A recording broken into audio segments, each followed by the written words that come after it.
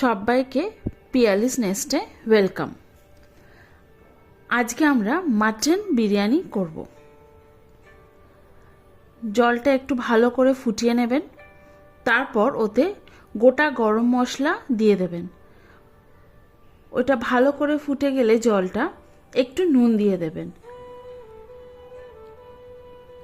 নুন দেওয়ার পর বিরিয়ানির যে চালটা সেটা দিয়ে দেবেন, আর বিরিয়ানি চালটা 1 ঘন্টা ভিজিয়ে রেখে দেবেন। আর এটা সেদ্ধ করবেন 80% মতন। চালটা দেখে নেবেন হালকা একটু শক্ত থাকবে।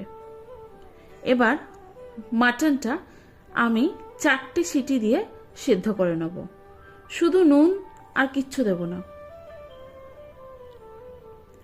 আর মনে রাখবেন এই মাটনের যে স্টকটা থাকবে ওটা দিয়েই আমি রান্না করব, 1 ফোঁটাও জল ব্যবহার করব না।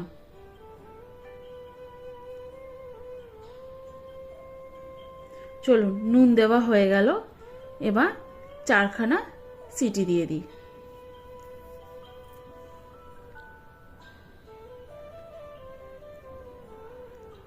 এটা হচ্ছে বিরিয়ানির মশলা।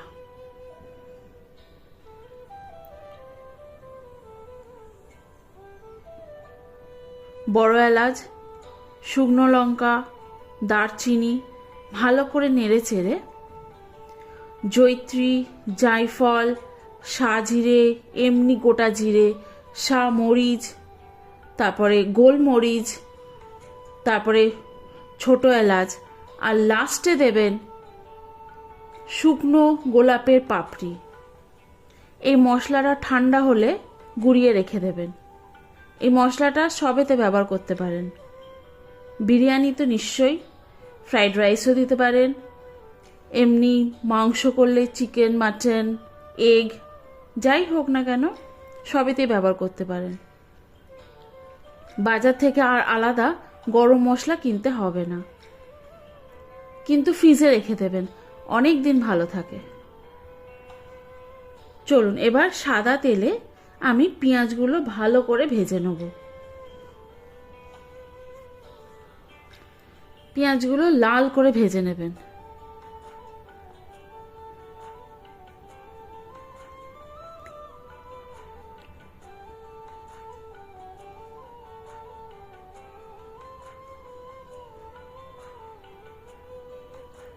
পেঁয়াজগুলো ভাজতে বসিয়ে দিয়ে আমি ওপাশে তৈরি করব দুধে স্যাফরন, গোলাপ জল, কেওড়ার জল আর খাবারে আতর। একটা কাজ করবেন, দুধটা একটু গরম অবস্থায় এগুলো দেবেন, তাহলে ভিজিয়ে রাখলে না সুন্দর একটা গন্ধ আসবে। 2 চামচ কেওড়ার জল, 2 চামচ রোজ ওয়াটার আর 5-6 ফোঁটা আতর দিলেই হয়ে যাবে। 10-15 মিনিট ধরে ভিজিয়ে রেখে দেবেন।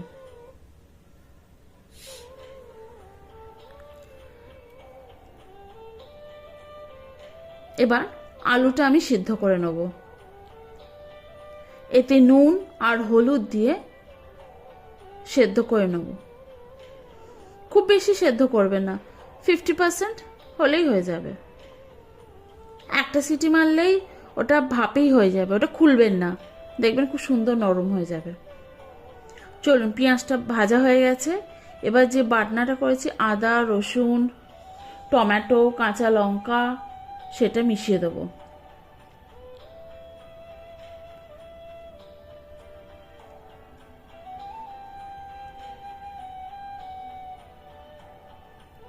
এতে লঙ্কার গুঁড়ো, হলুদ দিয়ে ভালো করে কষিয়ে নেব।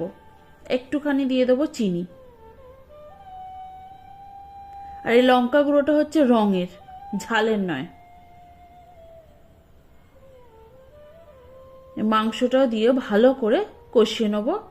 কষানো হয়ে গেলে সিদ্ধ আলুগুলো দিয়ে দেবো। ওই আলু দিয়ে ভালো করে কষিয়ে নিয়ে রান্নায় দেব। দেখেছেন আমি কিন্তু জল ব্যবহার করছি না, মাটনের স্টকটাই ব্যবহার করছি।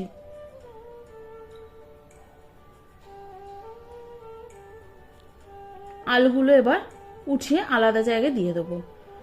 তার আগে অল্প করে বিরিয়ানির মশলাটা মাংসে দিয়ে দিলাম।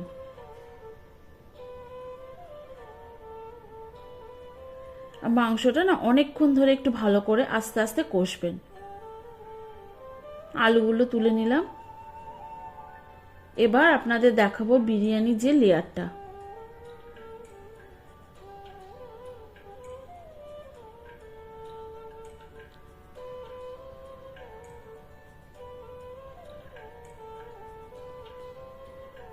আমি যেই জায়গাতে বিরিয়ানিটা করব ওটা ভালো করে গরম করে নিয়েছি। এবার দেবো ঘি। গরম করে নিয়ে না গ্যাসটা বন্ধ করে দেবেন, তারপরে দেবেন ঘিটা।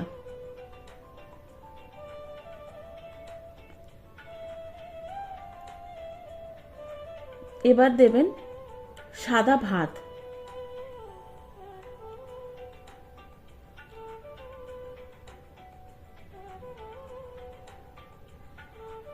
দেখুন ওতে দেখা যাচ্ছে তেজপাতা, দারচিনি, লবঙ্গ, এলাচ। ওই ভাতে যেগুলো দিয়েছিলাম ফোটানোর জন্য আমি আর ফেলে দিইনি, ওইগুলো রেখে দিয়েছি। আবার দেবো অল্প করে ঘি।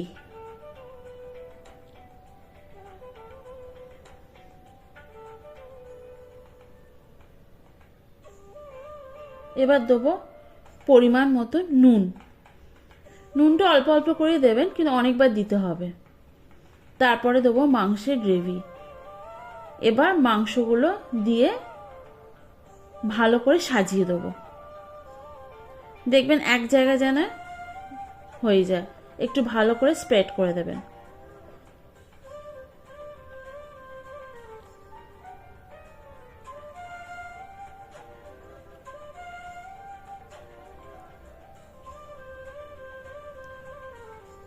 আবার একটুখানি ভাত দিয়ে দিলাম।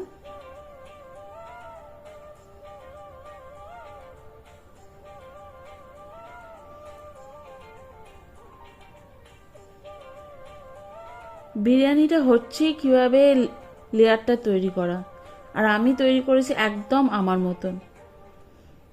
আবার অল্প করে ঘি দিয়ে দিলাম।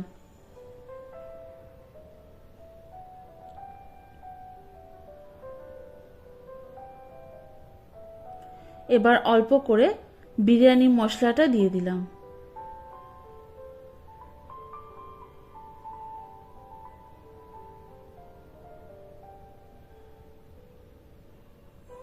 আবার সাদা ভাতটা দিলাম। বিরিয়ানি মশলা খুব বেশি দেবেন না, কারণ বাড়ি তৈরি করা তো, কোনো ভেজাল নেই, কিচ্ছু নেই, খুব স্ট্রং গন্ধ থাকে, বুঝে দেবেন। তারপরে দেবো ওই দুধে ভেজানো স্যাফরন, তারপর কেওড়া জল আর রোজ ওয়াটার আতর দিয়েছিলাম, ওইটাও মিশিয়ে দিলাম। অল্প রেখে দেবেন, আবার দেবো।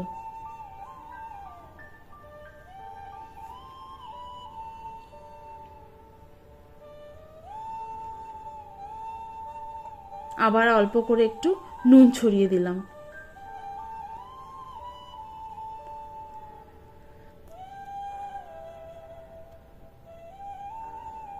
আবার একটু সাদা ভাত দিয়ে দিলাম। এবার লাস্টে আলুগুলো দিলাম যাতে ভেঙে না যায়। ভাতটা অল্প অল্প করে সব ব্যাপারেই দিচ্ছি, কারণ এক একটা জিনিস না মশলা আলুতে না লেগে যায়, মাংসতে না লেগে যায়, ওই জন্য তার উপরে অল্প অল্প সাদা ভাতটা ছড়িয়ে দিচ্ছি। এবার অল্প করে গ্রেভিটাও দিয়ে দিলাম। আবার সাদা ভাতটা দিয়ে দেবো।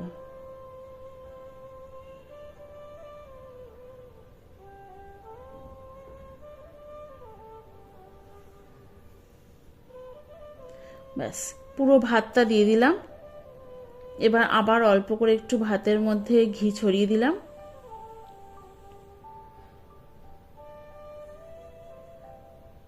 আবার সব মশলাগুলো আরেকবার করে একটু একটু করে দিয়ে দেবো। ওই দুধের যে স্যাফরনটা এবার পুরোটাই দিয়ে দেবো, কারণ আমার লেয়ারিং করা শেষ।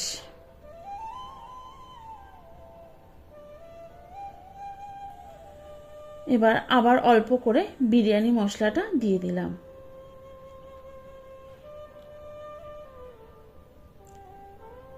অল্প করে একটু নুন ছড়িয়ে দিলাম। এবার আমি ঢাকা দিয়ে দেবো। যার ওপরে বসাবো সেই জিনিসের ওপর জলটা ফুটিয়ে নিলাম।